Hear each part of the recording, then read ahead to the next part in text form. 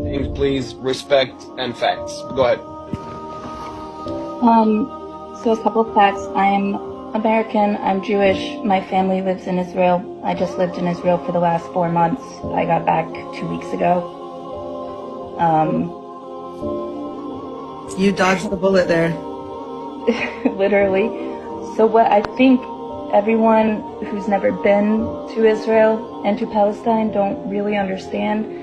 You don't really understand until you go to the territories around the West Bank and around Gaza, and you're close up and you see the wall, and when you see the surveillance, and when you see cameras pointed towards the settlers, just a couple, and then you see thousands of cameras pointed towards the West Bank and to Palestinians, and those cameras are pointed into their homes.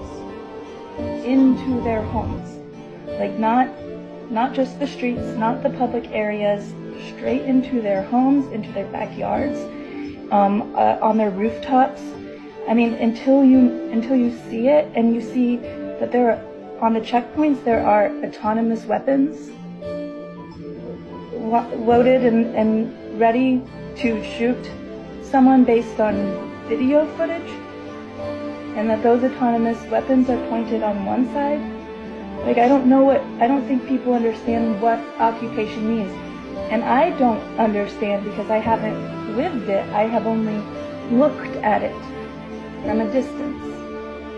But what I can imagine is if you're a child and you're growing up knowing that the country that you live in hates you and that they are willing to kill you, having never met you in their life based on just a video image, that the facial recognition and the surveillance and the high degree of technology and spyware that they have guarantees that they could pick off Hamas members one by one without ever blanket bombing Palestine.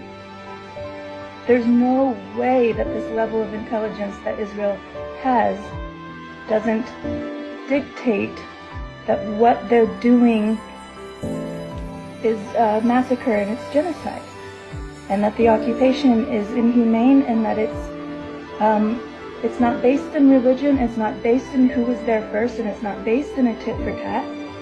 It's white supremacy, and it's dictatorship, and it's power and control and humiliation of a people who have nothing to do with the hostages taken and the people who were brutally murdered. Because yes, that is horrible. Those are my friends. Like, those are people I know. Like, I still have a family member who's missing, and we're giving DNA, trying to figure out where they are. We don't know if they're dead or alive.